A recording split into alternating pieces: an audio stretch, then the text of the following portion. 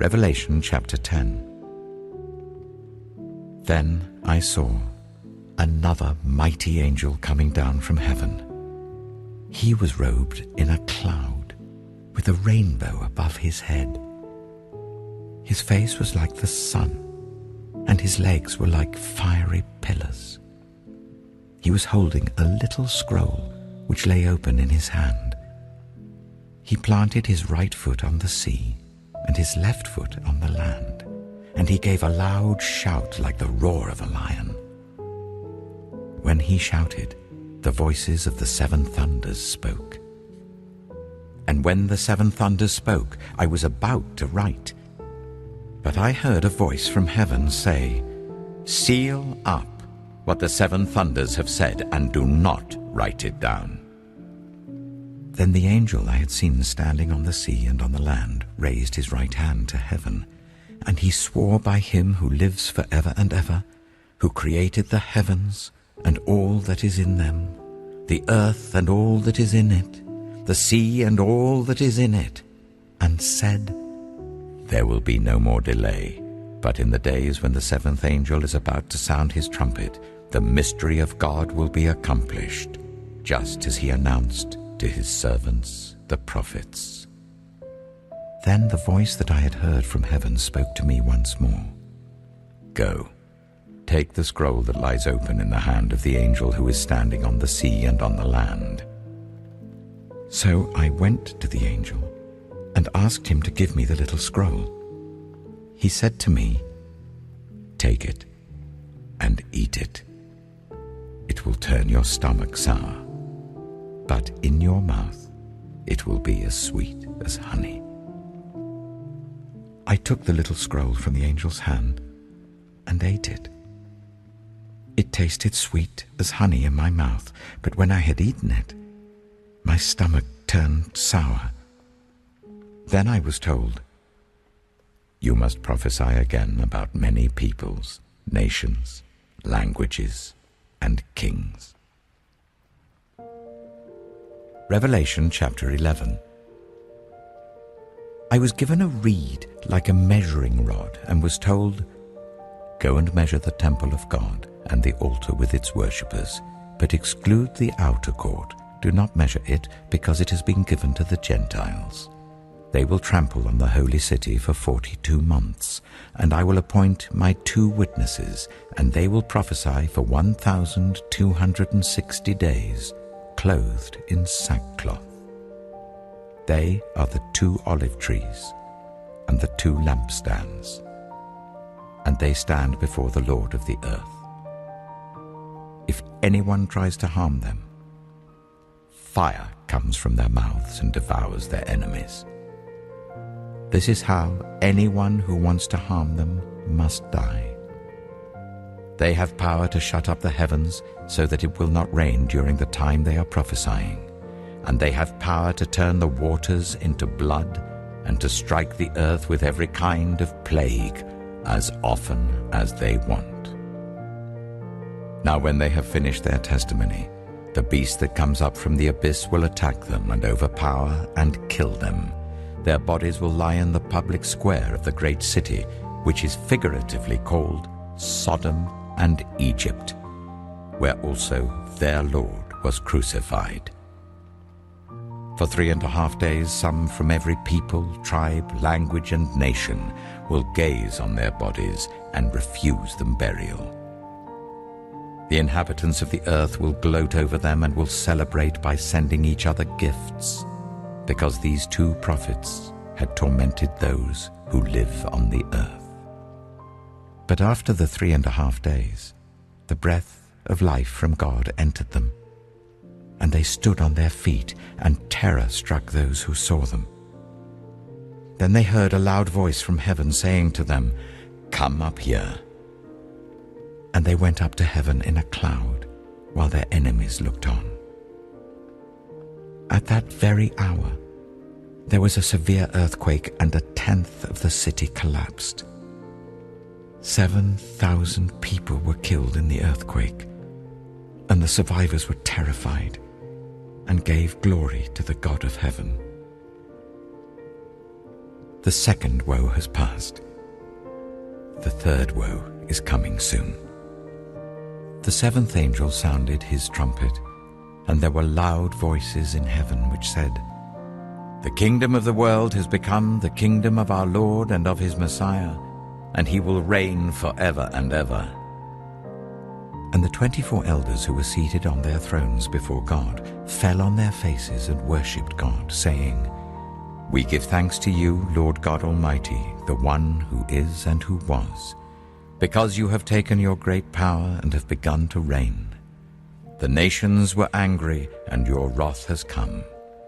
The time has come for judging the dead, and for rewarding your servants the prophets, and your people who revere your name, both great and small, and for destroying those who destroy the earth." Then God's temple in heaven was opened, and within his temple was seen the ark of his covenant. And there came flashes of lightning, rumblings, peals of thunder, an earthquake, and a severe hailstorm. Revelation chapter 12. A great sign appeared in heaven. A woman clothed with the sun, with the moon under her feet and a crown of 12 stars on her head. She was pregnant and cried out in pain as she was about to give birth. Then another sign appeared in heaven. An enormous red dragon with 7 heads and 10 horns and 7 crowns on its heads. Its tail swept 1/3 of the stars out of the sky and flung them to the earth. The dragon stood in front of the woman who was about to give birth, so that it might devour her child the moment he was born. She gave birth to a son, a male child, who will rule all the nations with an iron scepter. And her child was snatched up to God and to his throne. The woman fled into the wilderness to a place prepared for her by God, where she might be taken care of for 1,260 days. Then war broke out in heaven. Michael and his angels fought against the dragon, and the dragon and his angels fought back. But he was not strong enough, and they lost their place in heaven. The great dragon was hurled down, that ancient snake called the devil or Satan, who leads the whole world astray. He was hurled to the earth, and his angels with him. Then I heard a loud voice in heaven say, "Now have come the salvation and the power and the kingdom of our God and the authority of his Messiah. For the accuser of our brothers and sisters, who accuses them before our God day and night, has been hurled down. They triumphed over him by the blood of the Lamb and by the word of their testimony. They did not love their lives so much as to shrink from death. Therefore rejoice, you heavens, and you who dwell in them. But woe to the earth and the sea, because the devil has gone down to you. He is filled with fury because he knows that his time is short." When the dragon saw that he had been hurled to the earth, he pursued the woman who had given birth to the male child. The woman was given the 2 wings of a great eagle, so that she might fly to the place prepared for her in the wilderness, where she would be taken care of for a time, times and half a time, out of the snake's reach. Then, from his mouth, the snake spewed water like a river to overtake the woman and sweep her away with the torrent. But the earth helped the woman by opening its mouth and swallowing the river that the dragon had spewed out of his mouth.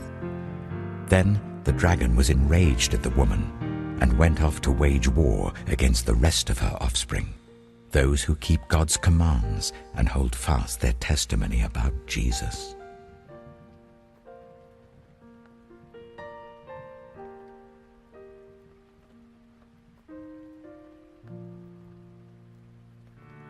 Revelation chapter 13.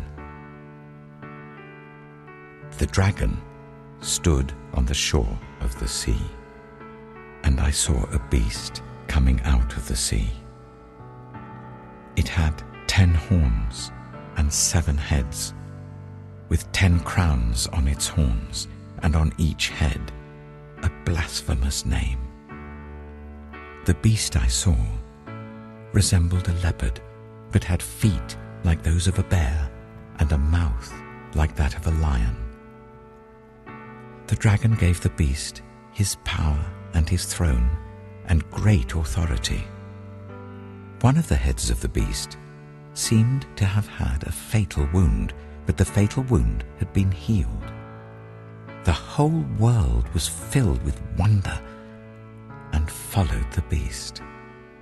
People worshipped the dragon because he had given authority to the beast, and they also worshipped the beast and asked, "Who is like the beast? Who can wage war against it?" The beast was given a mouth to utter proud words and blasphemies, and to exercise its authority for 42 months. It opened its mouth to blaspheme God and to slander his name and his dwelling place and those who live in heaven. It was given power to wage war against God's holy people and to conquer them. And it was given authority over every tribe, people, language, and nation. All inhabitants of the earth will worship the beast. All whose names have not been written in the Lamb's book of life, the Lamb who was slain from the creation of the world.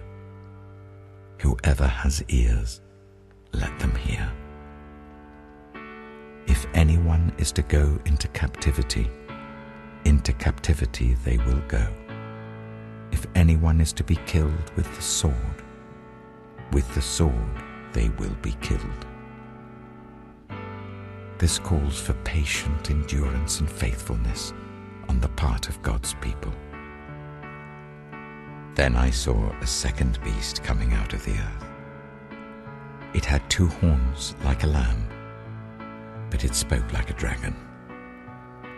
It exercised all the authority of the first beast on its behalf, and made the earth and its inhabitants worship the first beast whose fatal wound had been healed.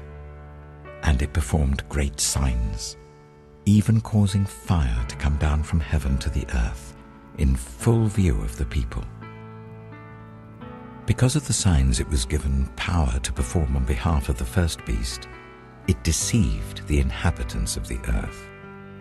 It ordered them to set up an image in honor of the beast who was wounded by the sword and yet lived.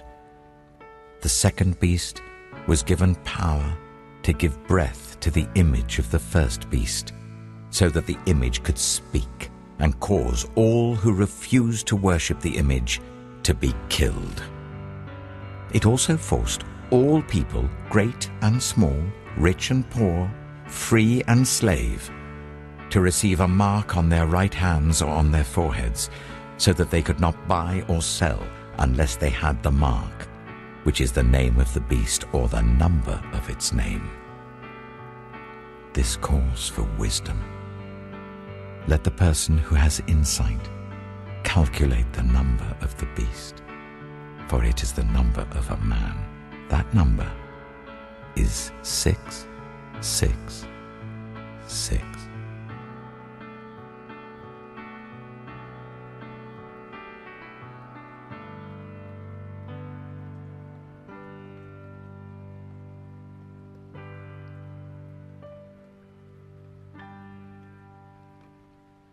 Revelation chapter 14. Then I looked, and there before me was the Lamb, standing on Mount Zion, and with him 144,000 who had his name and his Father's name written on their foreheads. And I heard a sound from heaven like the roar of rushing waters and like a loud peal of thunder.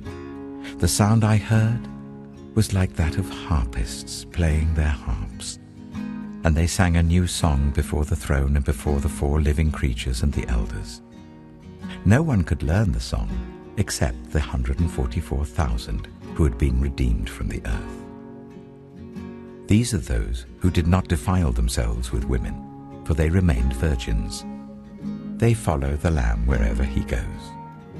They were purchased from among mankind and offered as first fruits to God and the Lamb.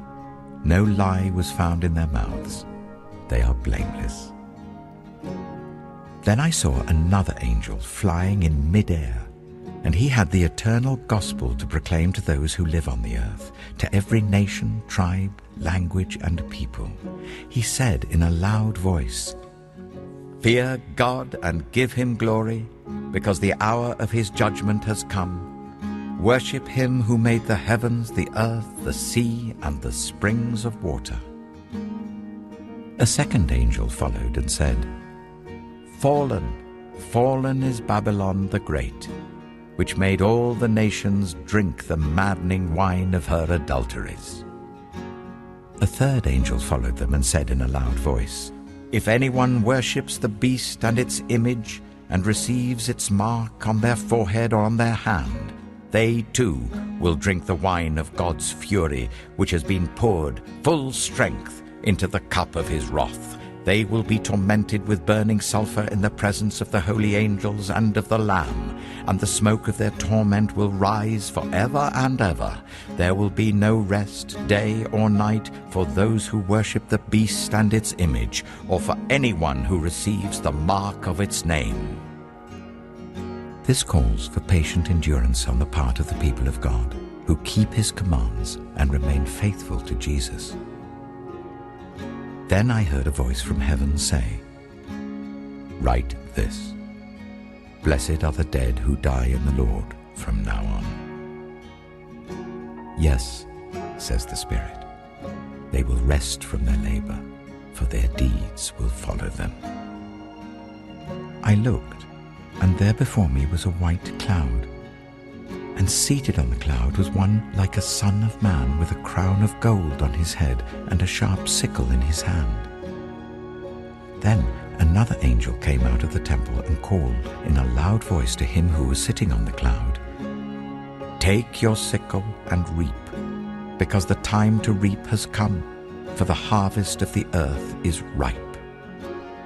So he who was seated on the cloud swung his sickle over the earth, and the earth was harvested. Another angel came out of the temple in heaven, and he too had a sharp sickle.